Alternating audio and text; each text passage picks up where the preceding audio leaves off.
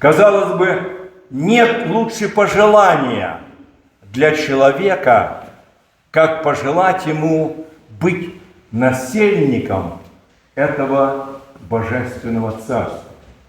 Но давайте сейчас задумаемся вот о чем.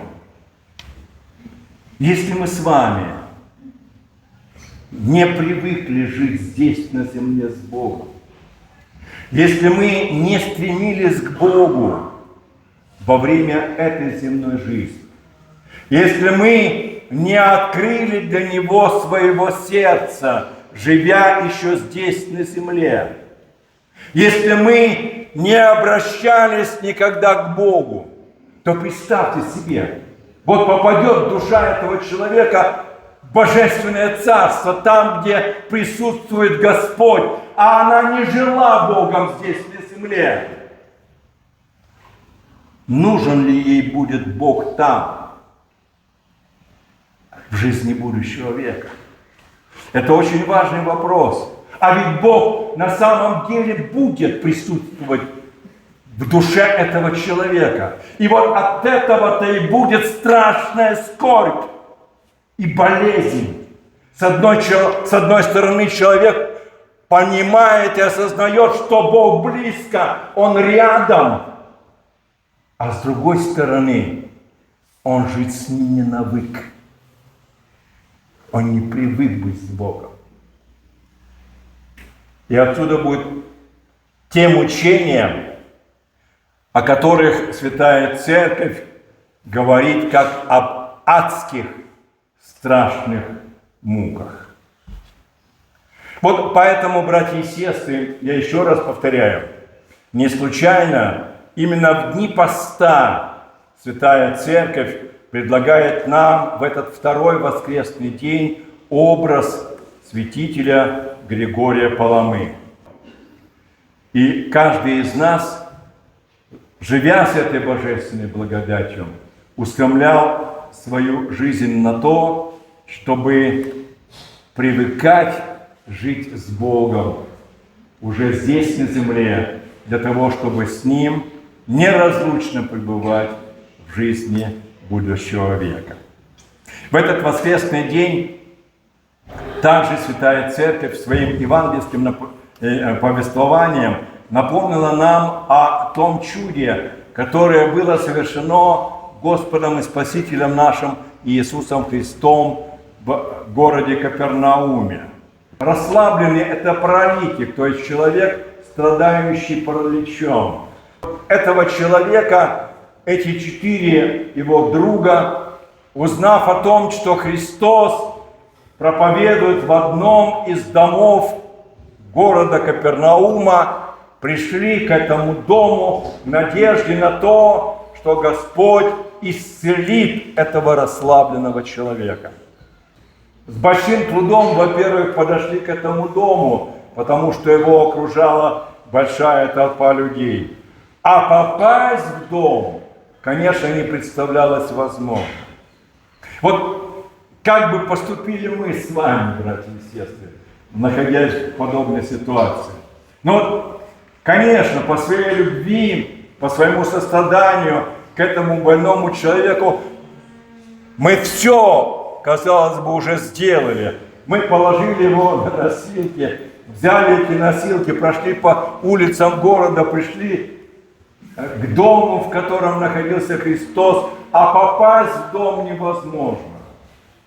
Можно, наверное, и оправдать себя, что, ну, вот сделали, казалось бы, все, но вот остальное не в наших силах и возможностях. Но посмотрите, как поступают эти 4 друзей. Понимают, что ничего, казалось бы, уже сделать невозможно, для того, чтобы представить этого расслабленного пред очами Спасителя, они взбираются на крышу этого дома. Представим себе эту картину.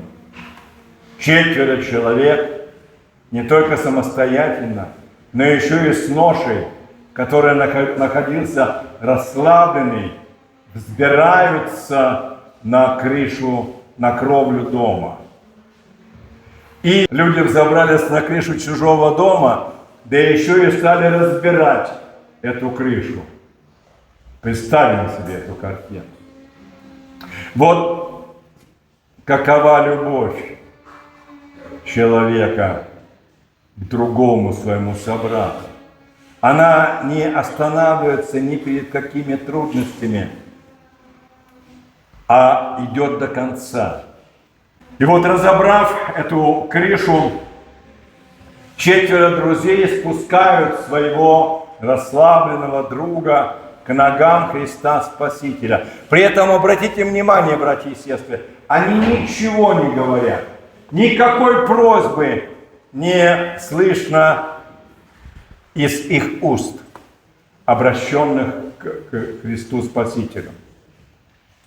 А Господь, взирая на этого расслабленного человека, обращаясь к нему, говорит: «Чадо, прощаются тебе грехи твои». И вот тут в толпе, а ведь за Христом шли не только те, кто жаждали услышать Его Слово вечно живой евангельской истины, но были и те, кто хотел поймать Его на Его слова и упрекнуть Его, и уколоть Его. И вот нашлись и здесь те, которые стали роптать и говорить: только Бог может прощать грехи, и никто более. И как ты можешь говорить, что ты прощаешь грехи? И Господь на этот укор отвечает: что легче сказать: прощаются тебе грехи твои, или встань, возьми одр твой и иди. И обращаясь уже к самому расслабленному, Господь говорит: встань, возьми одр твой и иди в дом твой. И расслабленный встал, взял одр свой, те носилки, на которых его принесли, и пошел в свой дом. Во-первых, каждый из нас должен осознать то, что и он находится в расслаблении. Душа наша, к сожалению, чаще бывает вот в этом расслаблении, которая нуждается в исцелении от этого страшного недуга. И это исцеление человек способен получить от Бога. Также мы с вами должны обратить внимание на слова Христа Спасителя. Он перед тем, как совершив исцеление этого человека, говорит очень важные для всех нас слова. Эти слова обращены и к каждому из нас. «Чадо, прощаются тебе грехи твои». Это говорит нам о том, что те болезни, которые посещают нас в нашей земной жизни, чаще всего имеют свое основание в тех грехах, которые мы с вами вольно или невольно совершаем. Многие из нас ропщут, говоря: ну за что же мне Господь посылает такие тяжелые испытания? За что мне Господь посылает эти нескончаемые болезни в этой земной жизни? А может быть, за те грехи, которые мы совершаем, Господь и посылает нам болезни. Для того, чтобы мы немножко одумались, для того, чтобы мы остановились в делании этого греха, для того, чтобы мы покаялись, для того, чтобы мы изменились.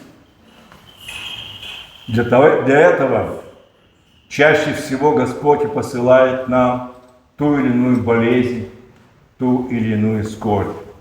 И вот мы с вами, прося Бога об исцелении нашего тела, должны также, а может быть и в первую очередь, попросить Бога о том, чтобы Он простил наши согрешения, вольные или невольные.